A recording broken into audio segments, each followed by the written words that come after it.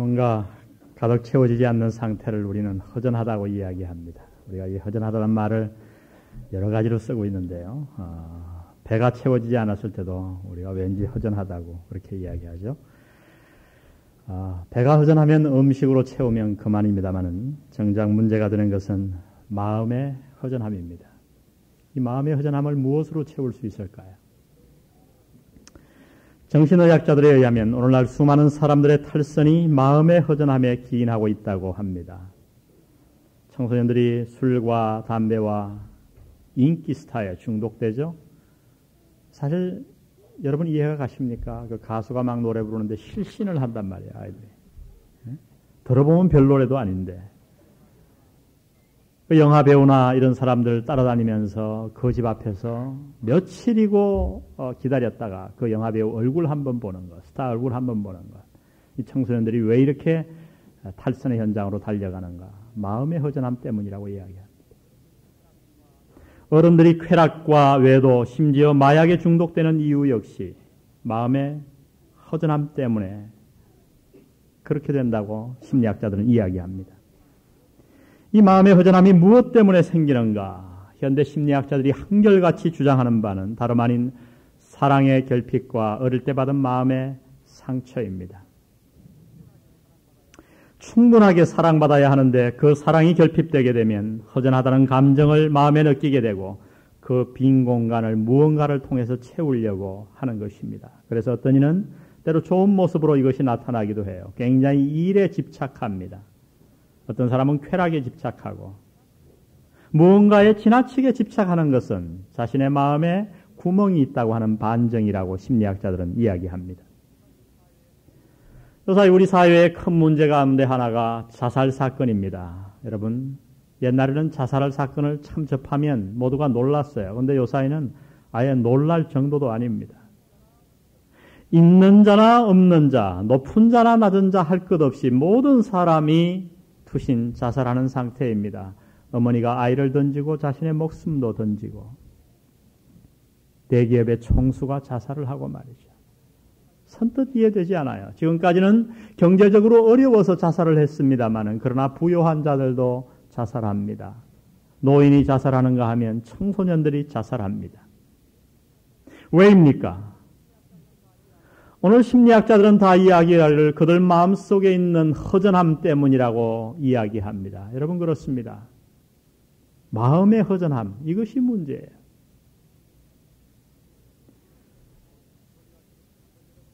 멀리 갈 것 없이 한번 여러분의 마음을 자세히 이 시간 한번 들여다보시기 바랍니다. 우리가 화장을 하고 괜찮은 척하고 다니지만 마음속에 있는 어릴 때 받은 상처들과 생긴 구멍들, 어릴 때 받은 상처로 말미암아 생긴 그 웅덩이 때문에 얼마나 우리의 인생이 힘듭니까? 우리가 흔히 말하기 좋아서 다 남들을 원망하지만 내 인생의 모든 불행과 모든 내 주변의 문제는 사실 나로 말미암은 거예요. 다름 아닌 내 마음에 생긴 상처와 웅덩이 때문에 채워지지 않는 빈 공간이 우리 마음속에 있을 때 우리의 삶은 늘 남을 상처 주잖아요. 내 사랑하는 아내와 남편에게조차도 말 못할 마음의 상처를 안고 괜찮은 척하며 살아가며 서로 상처 주고 그렇게 사랑하는 자녀들에게도 상처 주고 우리 마음에 다 공허함 때문입니다. 여러분 누구라고 해서 마음에 상처가 없겠습니까? 저는 이 세상에서 제가 제일 존경하고 사랑하는 사람이 저의 어머님입니다. 정말 완벽하리만한 삶을 사셨던 분인데 저는 그 어머니로부터 최초의 상처를 받은 것을 지금도 기억합니다. 제가 4살 땐가 5살 땐가요? 저희 어머님이 복막염이 걸리셨어요. 그 당시에 복막염 그러면 굉장히 어려운 병이었기 때문에 약을 드시면서 용문산 기도원에 떠나가 계셨습니다. 가족을 떠나. 저는 아버지가 저를 데리고 있을 방법이 없으니까 막내니까 서울 작은 집에 맡겼어요. 2달 동안 나이 한 4살 된 것 같아요. 얼마나 엄마가 보고 싶은지 말이죠. 근데 어느 날 아버님이 올라오셨어요. 엄마 보러 가자는 거예요. 그 가던 길을 지금 저는 환하게 기억합니다. 그날 이후 제가 용문산 기도원을 한 번도 가보지 않았지만 그날 타고 갔던 기차의 모습, 검은 기차였어요. 검은 연기가 푹푹 치솟던 그 모습. 기차 안에 가면서 아버지가 삶은 계란 하나 사주시던 그것. 여러분 4살 때 아무 일도 기억도 나지 않아요. 그런데 그 기억이 나요. 영문상 기도원 그 계단을 올라가던 그 모습, 돌계단. 그리고 올라서서 저기 어머니가 계시다고 어딘가 보니까 마룻바닥이 있고 창호집 문이 있는데 활짝 열려 있고 거기서 어머니가 안경을 쓰고 성경을 보고 계셨어요. 제가 뛰어가던 모습, 그 밤에 잤던 모습 다 기억나요. 그 다음날 어머니와 당연히 나는 집으로 돌아올 줄 알았는데 어머니가 같이 안 간다는 거예요. 아버지와 먼저 떠나라는 거예요. 내가 안 간다고 하도 버티니까 어머니 뭐라고 그러냐면 자기가 아파서 병원에 들려서 주사 한 대 잠깐 맞고 갈 터인데 저 문 앞까지 오셔서 나보고 먼저 가라고. 제가 얼마나 순진했습니까 그때? 믿었어요. 왔는데 어머니는 오시지 않았어요. 훗날 돌아보니까 그것이 내 마음에 상처가 되어 있더라고요. 그 마음이 얼마나 쓰렸던지 그것이 내 마음에 구멍을 나게 했어요. 왠지 내 기분을 우울하게 하고 섭섭하게 하고 어머니가 거짓말 할 수 있구나. 그 상처 말입니다. 아무리 좋은 부모 밑에서 자란다고 해도 마음의 상처는 피할 수 없습니다. 왜냐하면 우리 모두가 다 부족한 죄인이기 때문에 그렇습니다. 내가 아무리 내 자녀에게 잘해준다고 해도 상처를 주지 않을 수는 없어요. 나는 타락한 죄인이기 때문에. 부모가 아무리 나에게 잘해주었다고 해도 내 마음에 나는 상처받습니다. 왜? 내가 부족한 자녀이기 때문에 그렇습니다. 연약한 모습을 가지고 태어나 이 땅을 살아가는 저와 여러분은 다 남에게 상처를 주는 자요, 상처를 받을 수밖에 없는 자입니다. 문제는 이 마음의 상처가 우리 마음에 웅덩이를 만든다고 하는 거예요. 그 웅덩이가 채워지지 않아 수많은 사람들이 고민하며 자기의 인생을 불행하게 살아갑니다. 왠지 우울해지고 왠지 화가 나고 좀 더 사랑할 수 있는데 다른 사람에게 용서하지 못하고 베풀지 못하고 원망의 마음이 싹트고 그래서 사랑하기보다는 서로 상처 주며 살아가는 우리들의 모습입니다. 누군들 예외가 있겠습니까? 도대체 그렇다면 이 마음의 허전함, 수많이 생겨난 우리 마음의 이 홀, 구멍들을 우리가 과연 어떻게 메꿀 수 있을까요? 오늘 하나님은 사도 바울을 통해서 우리 마음에 생긴 이 상처, 이 허전함을 채울 수 있는 몇 가지 명확한 방법들을 저와 여러분에게 오늘 본문을 통해서 말씀해 주고 계십니다. 오늘 우리가 읽은 이 3절부터 6절은 사실 3절부터 14절까지 읽어야 될 말씀입니다. 여러분 지난 주간에 1장을 다 읽어오신 줄 믿습니다. 우리 영안교인들이기 때문에. 다 묵상하셨죠? 아멘? 예, 대답이 시원치가 않네요. 다음 주에는 이 대답이 더 커지기를 주의 이름으로 축원합니다. 예. 이 문장을 왜 우리가 14절까지 읽어야 되냐면 3절부터 14절까지의 한국말에는 여러 가지 문장으로 되어 있으면 헬라어 원어에 보면 이것은 한 문장으로 되어 있어요. 202단어로 된 정말 어디에서도 찾아볼 수 없는 긴 문장으로 되어 있습니다. 학자들에 의하면 그 당시에 있었던 존재했던 모든 헬라어 책들을 일반 책들을 다 뒤진다고 해도 202자나 계속되면서 문장이 끝나지 않는 긴 문장은 이곳 한 권뿐이라고 합니다. 여러분 사도 바울이 왜 이렇게 긴 문장을 썼을까요? 말이 202글자죠. 여러분 202단어를 여러분이 지금 컴퓨터로 친다고 하면 A4 용지로 가득 빡빡하게 쳐놓은 분량입니다. 그 분량을 한 개의 문장으로 중간에 피어리도 없이 사도 바울은 계속 써내려가고 있는 것입니다. 우리가 알듯이 이 긴 문장을 쓸 때 사도 바울은 로마 감옥에 있었습니다.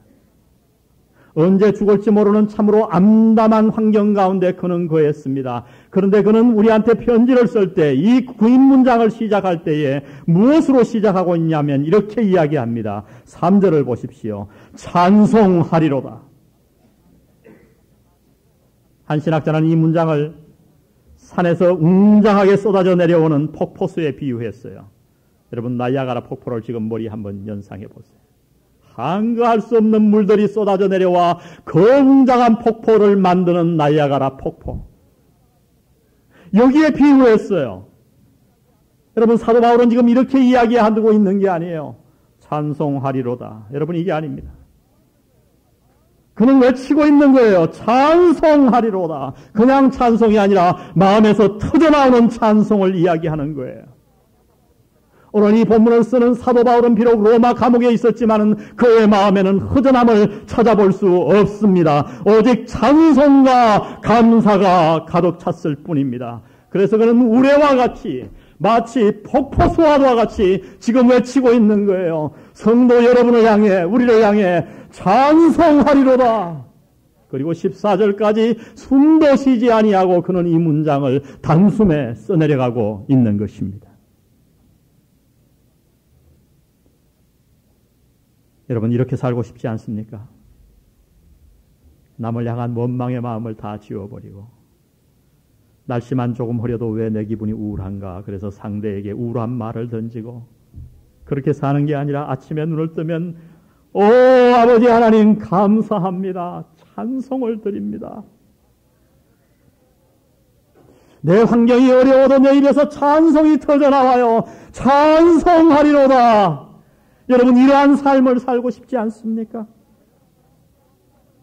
내 환경이 좋아서가 아니라 환경을 초월해서 내 마음에 샘솟듯 하는 기쁨, 내게 샘솟는 기쁨, 폭포수와 같이 내 마음에 날마다 감동이 터져나와 그 하나님 앞에 감격하는 모습을 바라보고 내 자녀 선손 대대가 내 가문이 하나님 앞에 복을 받는 축복의 통로가 되는 삶. 여러분, 그런 삶을 살고 싶지 않으세요? 여러분, 이것이 어떻게 가능하다고 말씀합니까? 사도 바울은 그가 이렇게 찬송하며 감사하며 사는 이유가, 마음의 허전함을 다 채운 이유가 하나님 우리 아버지께서 우리에게 하늘에 속한 모든 신령한 복으로 우리에게 복 주신 사실을 자기가 알았기 때문이라고 말씀합니다. 우리 한번 3절을 감격의 목소리로 한번 다 같이 읽어보겠습니다. 3절 시작. 찬송하리로다. 하나님 곧 우리 주 예수 그리스도의 아버지께서 그리스도 안에서 하늘에 속한 모든 신령한 복으로 우리에게 복 주시되. 여러분, 상처가 없기 때문이 아닙니다. 어릴 때 부모의 사람들 속에서 충분한 사랑을 받았기 때문이 아닙니다. 그래서 허전함이 없는 것이 아니라 수많은 허전함이 사도 바울 마음속에 있었을 것입니다. 그가 감옥에 있을 때 그렇게 복음을 목숨같이 걸고 전했던 자기의 제자들이, 수많은 사람들이 등을 돌리고 모른 채하고 사도 바울을 떠나갔습니다. 그의 마음의 상처를 누군들 메울 수 있겠습니까? 환경이 좋아서 마음의 웅덩이가 없었던 게 아니에요. 수많은 구멍과 상처가 있었지만 그는 하나님을 향해 찬송을 터뜨립니다. 그의 마음의 허전함이 다 채워졌다고 얘기합니다. 왜입니까? 그것은 다름 아닌 하늘로부터 내려오는 하나님의 모든 신령한 복을 그가 받았기 때문인 줄 믿습니다. 그리고 그 사실을 마음에 확신하며 살았기 때문에. 찬송하리로다. 하나님 곧 우리 주 예수 그리스도의 아버지께서, 우리 주 예수 그리스도의 아버지께서, 그리스도를 통해서 하나님이 나의 아버지가 되었는데 그분이 그리스도 안에서 하늘에 속한 모든 신령한 복으로, 모든의 두 가지 종류가 있어요.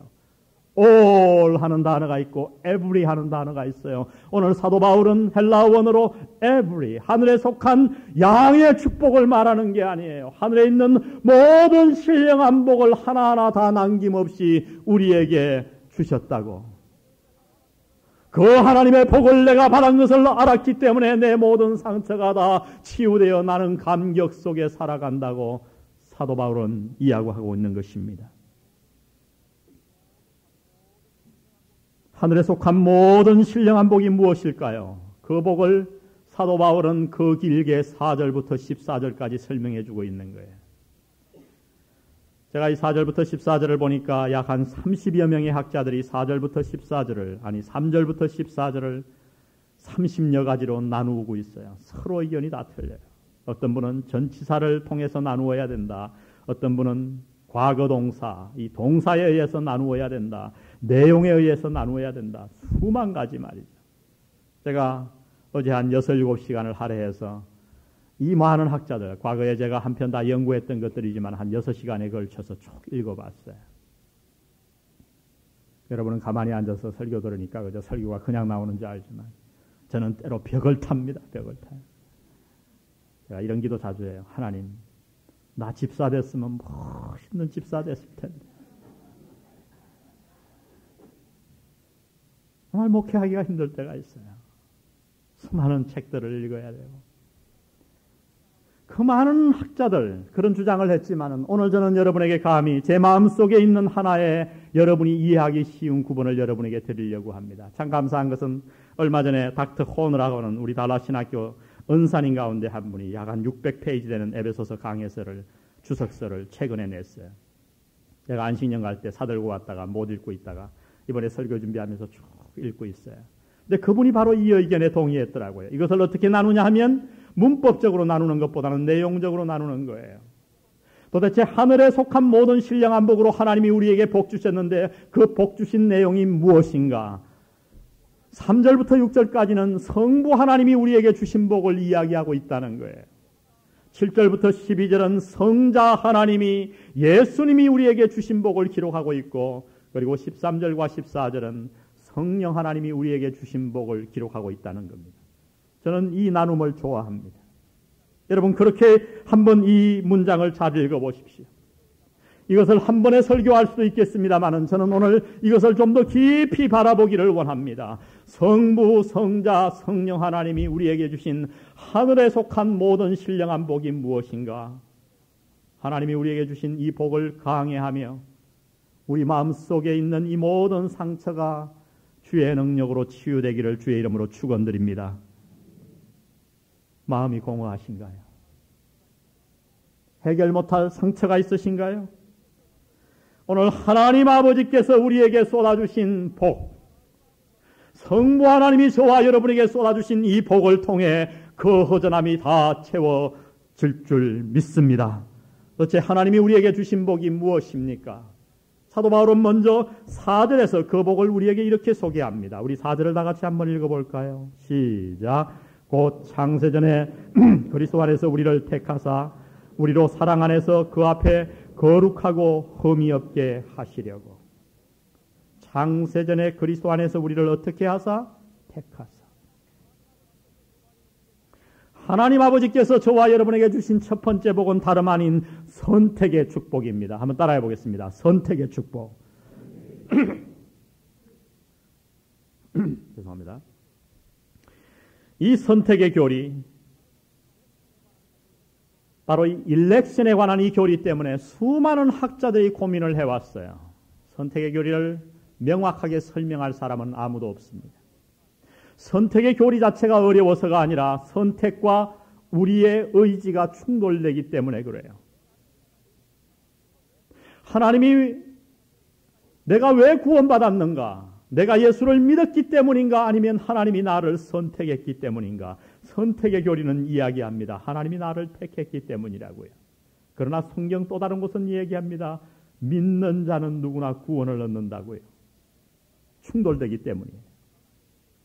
바로 이것 때문에 교파가 나뉘었어요. 어떤 교파에서는 선택의 교리를 지나치게 강조하는 반면 어떤 사람들은 내가 예수 믿는 인간의 자유의지를 지나치게 강조해서 이단으로 규정되기도 했습니다. 오늘 이 선택의 교리는 많은 그리스도인에게 오해를 불러키고 있는 성경의 교훈입니다. 그러나 여러분 한 가지 우리가 알아야 합니다. 우리가 이해하기 어렵든 쉽든지 간에 내가 이해할 수 없어서 팽개쳐 놓았던 내 마음에 담아 놓았던 가운데 간에 상관없이 이 선택의 교리는 하나님께서 우리에게 분명하게 말씀하신 성경의 중요한 진리입니다. 우리가 이 선택에 대해서 몇 가지 꼭 알아야 될 사항을 제가 몇 가지 여러분에게 말씀을 드리기를 원합니다. 먼저 선택의 주체가 누구인가? 성경은 이야기합니다. 선택의 주체는 하나님이십니다. 하나님이 나를 선택하셨어요. 하나님 홀로 결정한 겁니다. 누구와 의논한 게 아니에요. 하나님 혼자 어느 날 나를 선택하셨습니다. 하나님이. 두 번째 알아야 될 것은 분명한 하나님의 선택은 분명한 지식과 판단에 따른 선택이라고 하는 거예요. 이 말씀은 하나님이 우리를 선택하실 때 떡볶이 뽑듯이, 제비 뽑듯이, 로또 복권 뽑듯이 그렇게 선택한 게 아니라는 겁니다. 저와 여러분에 대해서 다 아셨어요. 우리의 생김새도 아시고, 우리의 생각도 아시고, 우리의 마음도 아셨어요. 여러분 놀랍지 않습니까? 내 마음에 숨겨놓은 그렇게 더러운 생각이 많음에도 불구하고 내가 하나님을 불순종한 그 모든 사실을 다 아셨음에도 불구하고 하나님은 우리를 선택하셨다고 성경은 말씀하는 겁니다.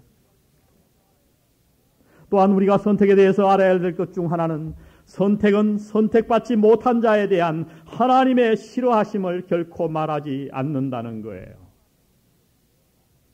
우리는 많은 질문을 하죠. 왜 어떤 사람이 천국 갑니까?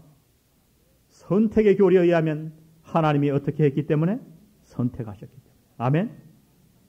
여러분 왜 천국 가십니까? 하나님이 당신을 선택하셨기 때문이에요. 거기서 질문이 일어나요. 그러면 왜 어떤 사람은 예수를 안 믿고 지옥 갑니까? 하나님이 선택하지 않았기 때문에. 그럼 우리는 이렇게 묻습니다.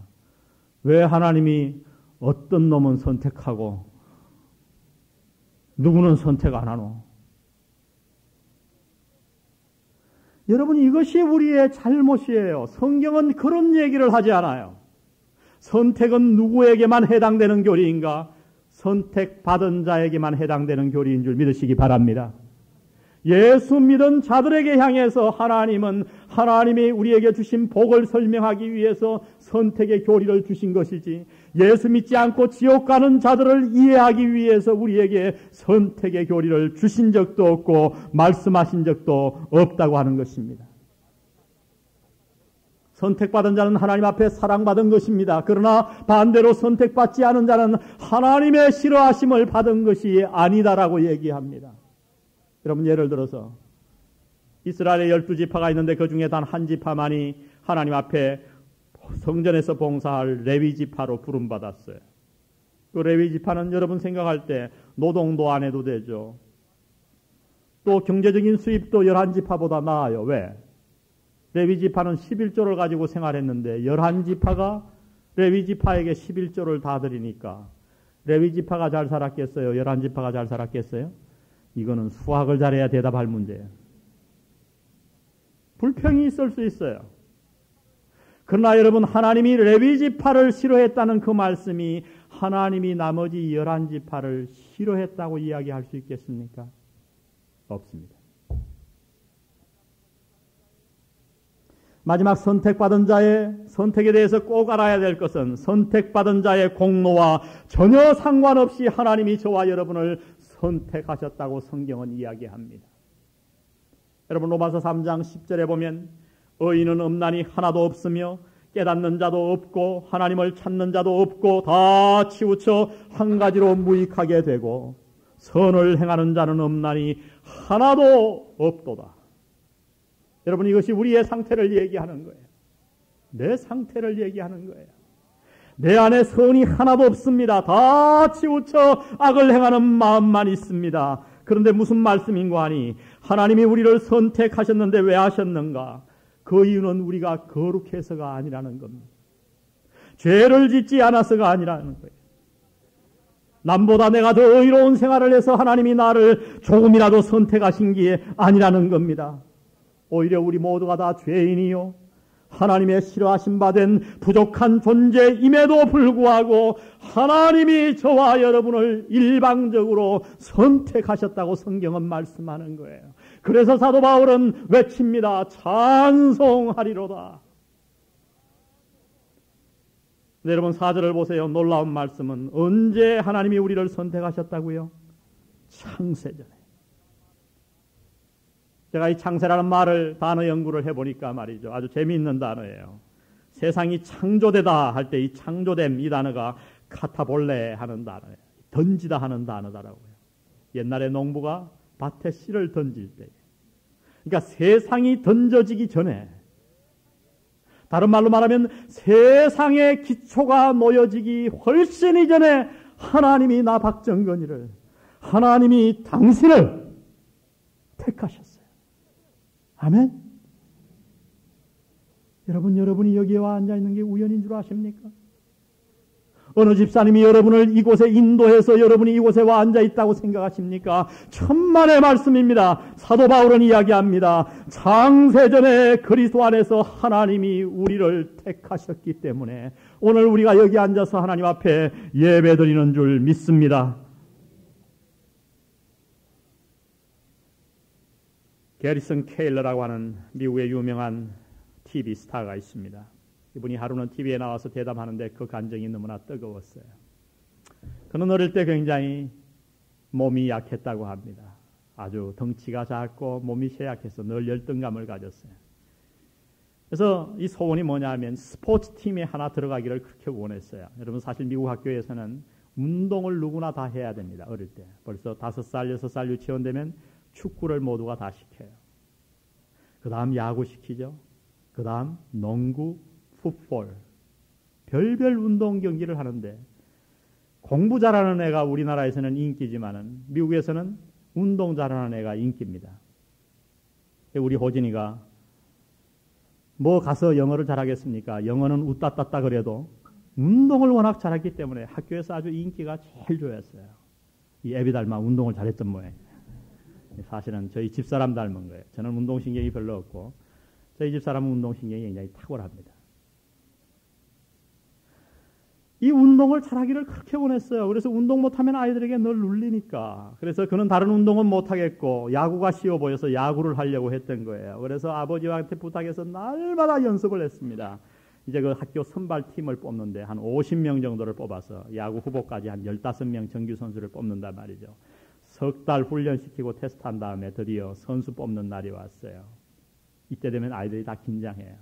이름을 쭉 50명 가운데 부르는데 15명 가운데 14명이 부르는데 자기의 이름이 오르지 않았어요. 그 충격을 생각해 보세요. 다른 애들은 그냥 왔어요. 그러나 이 애는 선수가 되기 위해 지금 몇 달을 고심하며 연습을 한 거예요. 그런데 이름이 나오지 않아요. 근데 마지막에 그 15번째에 게리슨 케일러, 그 슈퍼스타가 그 어릴 때 국민학교 4학년 때 간증을 하더라고요. 제 인생에서 자신의 인생 가운데 가장 기뻤던 때가 그때 이름이 불리움을 받던 그 선택이었다고. 그러면서 그가 무슨 간증을 하는지 아세요? 어느 날 그는 성경을 읽다가 이 에베소서 2장 1장 4절에서 돌로 머리를 맞은 것 같은 충격을 느꼈대요. 야구 선수로 뽑힌 것이 그렇게 좋았고 자신감을 가지고 인생을 활기차게 살아 미국의 TV 스타가 자기가 되었다고 간증했는데 자신 있게 인생을 살았는데 그는 어릴부터 예수를 믿은 사람이었어요. 구원받았습니다. 예수 믿고 하나님의 자녀가 되었어요. 그런가 보다 하고 살았는데 어느 날 1장 4절을 읽게 된 거예요. 한 단어가 그에게 크게 바위같이 다가와 그의 가슴을 쳤습니다. 곧 창세전에 그리스도 안에서 우리를 택하사 하나님이 나를 택하셨구나. 수많은 사람 가운데 하나님이 나를 부르셨구나. 할렐루야. 여러분 사도 바울의 마음속에 있었던 감격이 바로 이것이에요. 하나님이 나를 부르셨어요. 내 행위와 상관없이 내가 이 땅에 지음을 받기도 이전에 어머니의 뱃속에 내 형질이 이루어지기도 전에 이 세상의 기초가 놓이기도 훨씬 이전에 하나님이 나를 아시고 나를 당신의 자녀로 삼으시기로 결단하시고 나를 택하셨어요. 여러분 이 말씀을 잘 묵상해 보세요. 이 세상의 수많은 상처 아무것도 아닙니다. 왜? 하나님이 나를 택하셨기 때문에. 우리는 어떤 고난도 이길 수 있는 불가항력적인 은혜 받은 존재인 줄 믿습니다. 왜냐하면 하나님이 나를 택하셨기 때문에. 하나님이 나를 부르셨기 때문에. 이것이 아버지 하나님이 우리에게 주신 복이에요. 사도 바울은 두 번째 복을 5절에서 이렇게 이야기하십니다. 5절을 다 같이 한번 읽어보겠습니다. 시작. 그 기쁘신 뜻대로 우리를 예정하사 예수 그리스도로 말미암아 자기의 아들들이 되게 하셨으니, 이게 중요한 단어는 자기의 아들들이 되게 하셨으니. 두 번째, 성부 하나님이 우리에게 주신 하늘의 신령한 복은 어떤 복이냐면 아들됨의 축복입니다. 양자됨의 축복. 한번 따라하겠습니다. 양자됨의 축복. 오늘 이 아들이 되게 하셨으니 이 단어는 양자가 되었다는 거예요. 그런데 이 아들이 되게 하셨으니 이 단어는 쉬운 단어가 아니에요. 그 당시 여러분이 로마의 가족 제도를 모르면 이 말씀의 깊이를 조금도 깨달을 수 없어요. 로마 시대로 돌아가야 돼요. 사도 바울은 로마 감옥에서 이 편지를 쓰면서 지금 모든 사람들이 잘 알만한 세계를 로마가 다스렸으니까 로마의 가족 제도 풍습을 우리에게 이야기하고 있는 거예요. 아들을 낳으면 낳지 어떻게 아들이 됩니까? 이 단어에 양자입니다. 그 당시 로마 가족 제도를 자세히 연구해 보면 한 가지 특징이 있습니다. 헬라 말로 파트리아, 포스테스타스. 파트리아 그러면 아버지예요. 이 포스테스타스 이건 뭐냐면 아버지의 절대적인 권력이에요. 그 당시 로마의 가족 가운데 제일 막강한 권력을 가진 자는 아버지였습니다. 아버지가 어느 정도의 권력을 가졌냐면 자기의 자식을 죽일 권리도 가지고 있었어요. 잘못하면. 여러분 오늘날 아들을 죽이면 그건 큰 죄입니다. 오늘 또 성경 말씀 믿고 가서 목 조르지 마세요. 큰일 납니다. 큰일 나요. 아무리 미워도. 그러나 로마 시대에는 내 마음에 들지 않으면 아버지가 아들을 죽일 수 있어요. 법적으로 아무 문제가 없어요. 얼마나 막강한 권력을 가졌습니까? 그 시대로 돌아가서 이해해 보세요. 내 피를 타고났느냐 안 났느냐 그게 중요한 게 아닙니다. 내 상속자는, 내 재산을 이어받을 자는 아버지가 정하는 거예요. 그 당시 많은 귀족들이 한 부인에게서만 아들을 낳은 게 아니라 여러 부인에게서 아들을 낳았기 때문에 특별히 이 로마 시대에서 누구 혈통을 가졌느냐는 전혀 중요하지 아니하고 아버지가 마지막 순간에 누구를 지명했느냐 후계자로 그것이 굉장히 중요했기 때문에 로마는 왜 망했는가? 어떤 학자들은 자녀들 간의 상속권을 받기 위한 암투 때문에 로마가 망했다. 실제 로마 그 유명한 왕족이 붕괴된 것은 바로 그래서 붕괴되었습니다. 나라가 나뉘어진 이유가요. 우리나라도 왕자의 난이 있죠. 당시 로마의 가족 제도를 우리가 이해하기 위해서는 먼저 그러면 아버지는 자기의 피와 상관없이 후계자를 정하는데 내가 아들이 없거나 혹 있다고 해도 시원치 않을 때 어떤 방법을 취하는가? 양자를 드리는 거예요. 아들을 삼는 겁니다. 근데 이 아들을 삼기 위해서는 한 가지가 선행되어야 되는데 친아버지가 그 아들을 포기해 줘야 돼요. 말로 포기한다 되지 않습니다. 문서로 포기한다 되지 않습니다. 그래서 반드시 어떤 법을 정해놨냐 하면 그 아들을 아버지가 노예처럼 팔아버려야 돼요. 그래서 이 양자 삼는 사람은 반드시 돈을 주고 노예처럼 그 아들을 사와야 됩니다. 근데 몇 번 사와야 되는지 아세요? 3번이나 사와야 돼요. 그래야 진짜 양자가 돼요. 특이해요. 한 번 팔았어요. 돈 받고. 그래도 무효예요. 2번 팔았어요. 무효예요. 근데 3번 돈 주고 팔면 그러니까 계약금 내고 중도금 내고 잔금 치러야 된다 이 말이요. 쉽게 얘기하면 잔금 다 치러야 내 아들이 되는 거예요. 굉장히 엄격하게 법으로 제정해 놓았습니다.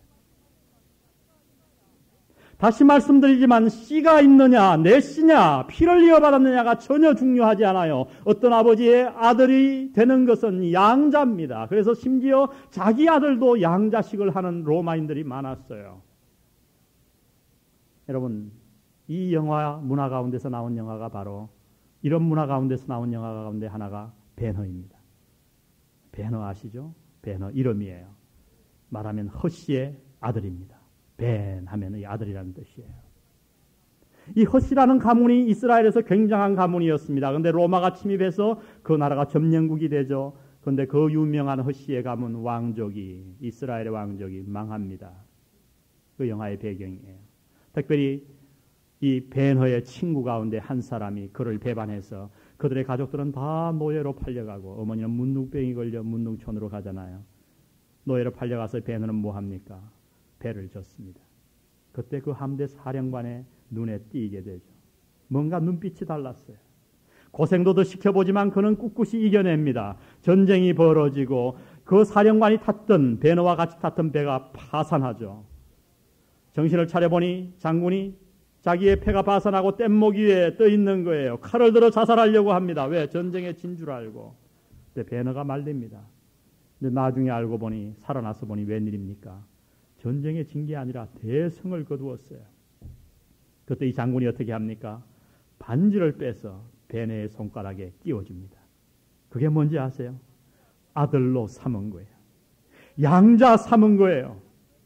노예 상관없습니다. 이 장군의 피를 가졌느냐 전혀 로마에서는 상관없습니다. 이 장군이 어떤 아들이건 간에 노예이건 간에 그들을 아들로 삼았다는 그것 하나만 로마 법에서는 통하는 거예요. 그래서 베너는 그 반지를 끼고 가서 자기를 배신한 친구를 찾죠. 그리고 자기의 가족을 찾아내라고 콧방귀를 끄는 그에게 어떻게 합니까? 베너가 와서 반지로 인장을 꽉 찍습니다. 그 순간 베너는 옛날의 사람이 아니라 로마의 가장 위대한 사령관의 후계자로서 그에게 명령을 내린 거예요. 이해되세요? 집에 가서 영화를 한번 더 보세요. 이 아들 때 사도 바울이 지금 이 심정으로 이 단어를 이야기하고 있는 거예요. 여러분, 우리는 어떤 아들이었습니까? 에베소서 2장에 의하면 우리는 불순종의 아들이었습니다. 공중의 권세 잡은 자의 자녀였습니다. 진노의 자녀였어요. 사탄의 자녀였어요.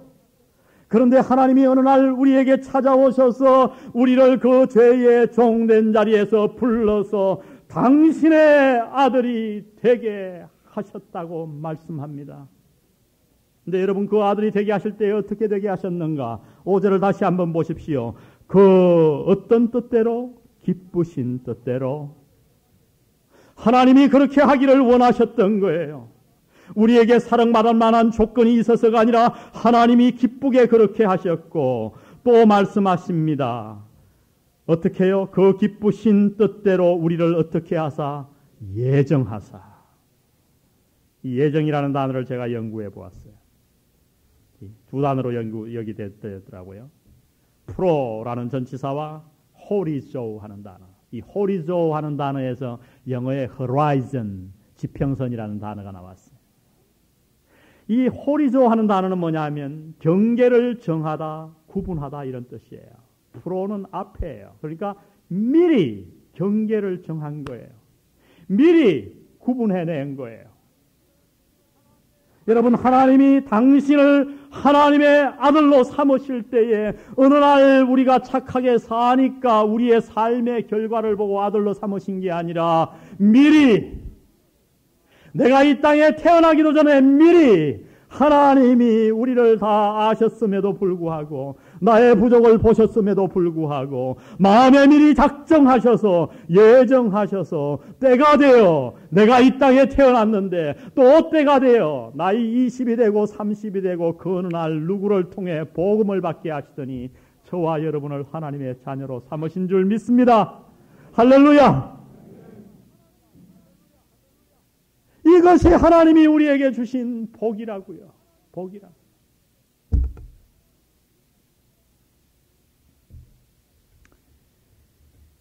뉴욕 자이언팀 풋볼팀이 있습니다. 유명한 팀이죠. 2001년 슈퍼볼에서 우승했습니다. 그 뉴욕 자이언트팀의 유명한 감독이 짐 파셀입니다. 이 짐 파셀이 TV에 나와서 자기의 부끄러운 과거를 이야기하는 것을 들었어요. 우리 같으면 다 감출 만한 건데. 짐 파셀은 미국 사람들에게 영웅입니다. 유명한 감독이에요. 그러나 그에게도 아픔이 있었더라고요. 대학교 1학년 1967년 그가 대학교 1학년 때 들어갔을 때 지금의 아내 키티를 만나게 됩니다. 그리고 둘이 불장난을 저지르고 그들은 2학년 때 그만 아이를 낳고 말아요. 부모는 다 반대하고 주위에 눈이 있습니다. 할 수 없어 건강한 남자아이를 낳았지만 3개월 될 때 입양을 시킵니다. 그 당시 콜로라도에서 그들이 입양을 시켰는데 콜로라도 법에 의하면 입양한 사람을 추적하지 못하게 되어 있어요. 만나지도 못하고 정보를 알 수도 없어요. 그리고 먼 세월이 지났습니다. 그들은 32년 동안 결혼 생활을 하면서 4자녀를 두고 행복하게 지냅니다. 미국의 스타가 되었습니다. 그러나 그의 마음속에 아픔이 있었어요. 그 멀리 떠나보냈던 처자들이 보고 싶었던 거예요. 아내는 날마다 눈물을 흘쩍거립니다. 그 아이들이 어디 있을까? 그 짐 파셀이 유명한 스타가 되어서 풋볼을 즐기고 있는 동안 저 멀리 한 구석에서 한 아이가 자기의 마음의 공허함을 채우지 못하고 풋볼에 중독된 어린 소년이 있었습니다. 그의 소년의 이름은 존이었어요.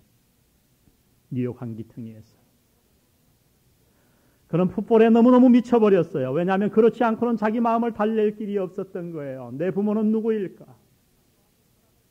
자기를 데려온 부모가 따뜻하게 사랑을 주었지만 마음속에 공허함이 채워지지 않습니다. 왜 아버지는 나를 버렸을까? 어머니는 누구일까? 그래서 그는 더욱더 스포츠에 전념하게 되고 자기가 뉴욕에서 태어났기 때문에 뉴욕 자이언트 팀을 응원했고, 여러분 미국 애들은 빠지면 굉장해요. 막 미친단 말이죠. 풋볼 한번 구경 가는데 200불, 300불이 보통입니다, 여러분. 어떤 사람은 1밀리언 1년에 12억을 들여가지고 풋볼 최고 좋은 좌석을 딱 점령하고 그러고 풋볼을 봐요. 이 소년 역시 미쳐버렸어요. 그러다가 특별히 짐 파셀에게 미쳐버립니다. 왜? 유명한 감독이니까. 나도 저런 감독이 되고 싶다고. 주위에서 아이들이 야, 너 잘 맞다고 짐 파셀하고. 그러면 기분이 좋았어요. 어쨌든 짐 파셀은 그의 영웅이었습니다. 특별히 2001년도에 이 뉴욕 자이언트 팀이 풋볼팀에 나와서 예선전에서 너무너무 성적이 안 좋아 이제 한 경기만 치면 더 희망이 없이 결승에 나가지도 못하게 되었어요. 그런데 기자들이 인터뷰하자 짐 파셀 감독이 나와서 담대하게 이렇게 이야기합니다. 우리는 반드시 결승에 올라갑니다. 기자들은 아무도 믿지 않았어요. 그 인터뷰하는 장면을 보면서 이 존은 짐 파셀을 더욱 흠모하게 되었어요. 와! 2002년 7월 콜로라도 법이 바뀌게 됩니다. 양자본의 아이를 만날 수 있다고요. 그리고 2003년 올해 5월 어머니날 이 존이라고 하는 사람은 어느덧 벌써 34살이 되었습니다. 한국 나이로 35. 그리고 놀랍게도 한 사람에게서부터 전화를 받습니다. 여보시오? 여보세요? 나 뉴욕 자이언트 팀의 짐 파셀이요. 그의 감격을 생각해 보세요. 스타가 자기에게 왜 전화를 했는가? 존 맞냐고. 맞다고. 말을 않는 거예요. 여보세요? 여보세요? 저쪽에서 응답이 없습니다. 참 시간이 지나가서 흐느끼듯 해요. 짐 파셀 감독님 웬일이냐고. 왜 나한테 전화했냐고. 침묵이 흐른 다음에 미안하다. 내가 바로 네 아버지야. I am your father. I am your father. 원래 5월에 그들은 상봉했습니다. 그 상봉의 장면을 신문이 보도하고 TV가 방영하고 하나님이 창세전에 우리를 선택하사 그 기쁘신 뜻대로 그리스도 안에서 우리를 그의 아들이 되게 하셨어요. 우리는 하나님의 형상으로 창조함 받았던 고귀한 존재입니다. 그러나 죄로 말미암아 하나님을 멀리 떠나 있었어요. 사탄의 종로로 됐어요. 이 세상만 바라보다가 불행하게 죽어갈 수밖에 없는 연약한 존재였어요. 마음의 상처를 안고 상처받고 그냥 그러다가 남들같이 어떤 사람들은 자살하고 생을 포기하고 그렇게 인생을 살 수밖에 없는 존재였는데 하나님이 어느 날 우리를 찾아오셔서 자기의 예정하신 뜻대로 때가 되어 나에게 전화를 걸어오셔서 나를 당신의 자녀 삼으신 줄 믿습니다. 하나님의 아들이 되게 하셨어요.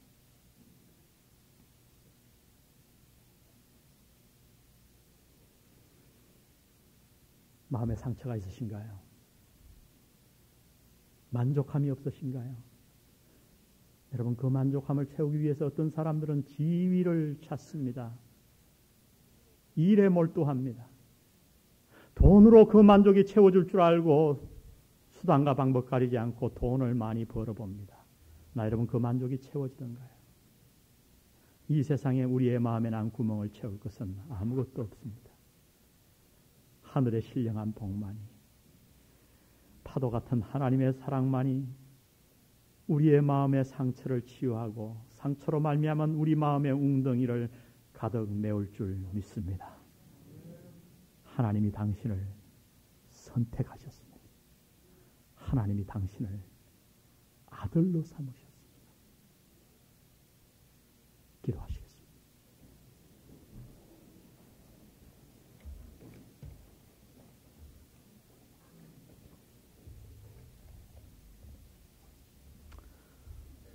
다 같이 눈을 감고 하나님 앞에 보좌 앞에 좀 나가는 시간을 갖겠습니다. 사랑하는 성도 여러분,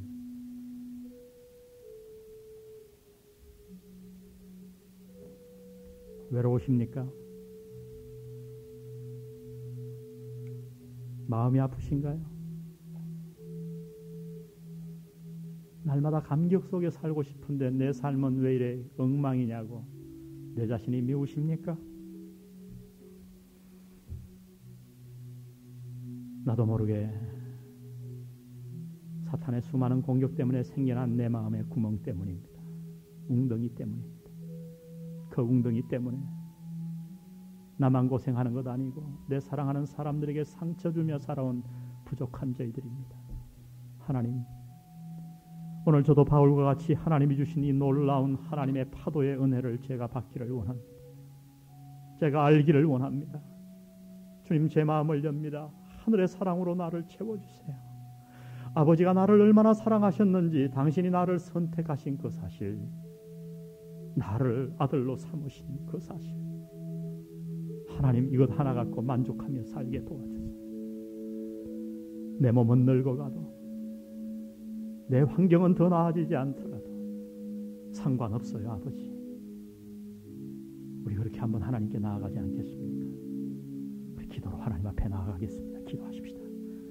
오 아버지 하나님, 오늘 이 말씀을 하나님 앞에서 가슴을 열고 받습니다. 어릴 때 받았던 수많은 상처들 때문에 내 마음의 웅덩이가 파지고 내 마음의 그 웅덩이 때문에 아버지 하나님 내 인생을 좌절하며 원망하며 남에게 상처 주며 살아왔던 저희들의 모습입니다. 아버지 하나님, 로마 감옥에 갇혔어도 감격의 폭포수를 쏟아내던 사도 바울과 같이 주님, 우리도 그렇게 살고 싶어요. 감사하며 살고 싶어요. 감격하며 살고 싶어요. 하나님, 하늘을 여시고 내 마음을 터치해 주세요. 하나님이 나를 얼마나 사랑하셨는가를 알게 해주세요. 주님, 깨닫게 해주세요. 하나님의 선택의 깊이를 깨닫기를 원합니다. 오늘 이 말씀을 우리 가운데 풀어 해석해 주시옵소서. 하나님의 손길로 우리 마음을 터치해 주시옵소서.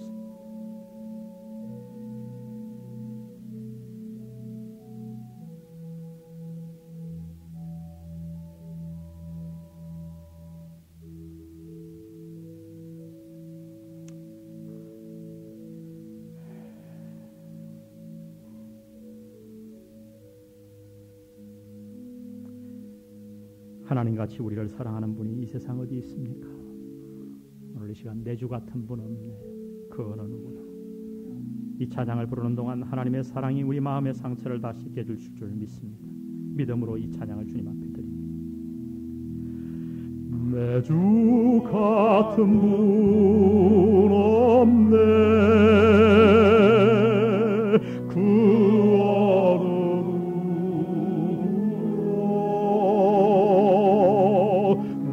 생명 다하도록 주 얼굴만 구하리. 내 주 같은 분 없네. 그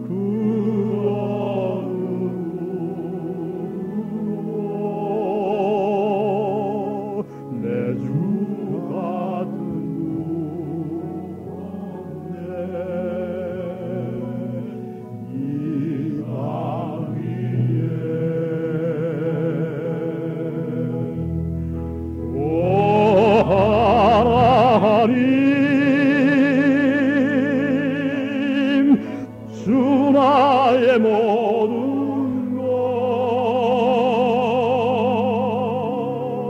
내 주 같은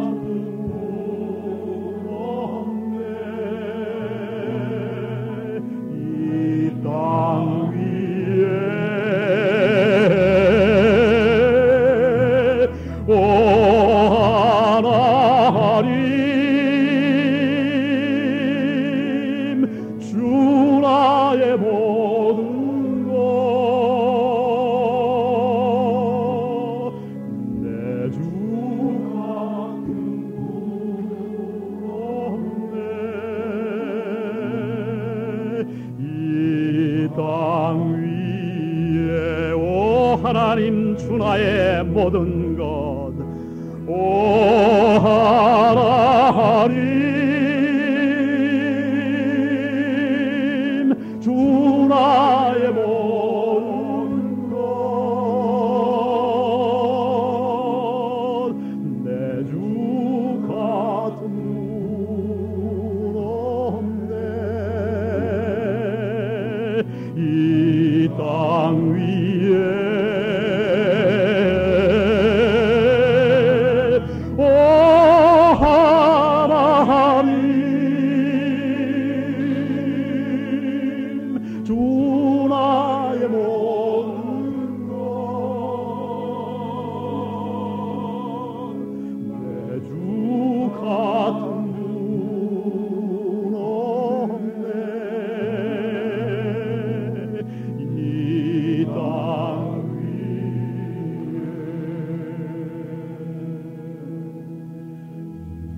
주 같은 분 없네. 이 땅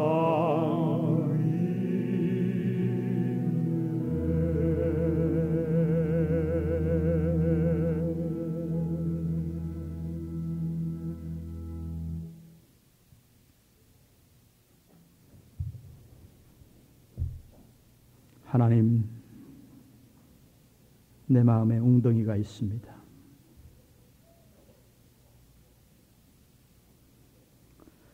이 상처 채우지 못해서 내가 그렇게 아파했던, 내가 받았던 그 상처, 내 사랑하는 남편과 아내, 자녀들에게 똑같은 아픔을 주는 못난 존재입니다. 괜찮은 척 머리를 들고 살지만 낙심되고 인생에 살 용기가 없어질 때가 많음을 주 앞에 고백합니다. 주님, 오늘 하늘을 향해 이제 우리의 머리를 듭니다. 하나님이 우리를 사랑하신 그 놀라운 사랑을 오늘 깨닫게 도와 주옵소서. 얘야, 내가 너를 선택했어. 이 땅이 지어지기도 전에 말이야. 내가 너를 아들로 삼았어. 그 하나님의 음성을 오늘 바울과 같이 듣게 하여 주옵소서. 그리하여 우리 마음속에 폭포수와 같은 감격이 날마다 터져나오는 아름다운 삶 살기 원합니다. 주님, 우리를 그러한 자로 하나님 앞에 세워 주옵소서.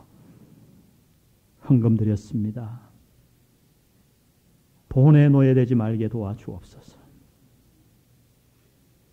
짧은 인생 지나갈 터인데 지나치게 모으려고 하지 말게 하시고, 지나치게 사치하지 말게 하시고, 절약하고 아껴 하나님의 사업을 위해, 가난 때문에 죽어가는 저러한 자들을 위해 쓸 수 있는 넉넉한 마음을 저희들에게 허락하여 주옵소서. 오늘 이 예배를 받으심을 감사합니다. 하나님 영광 받으시옵소서. 예수님의 이름으로 기도드렸습니다.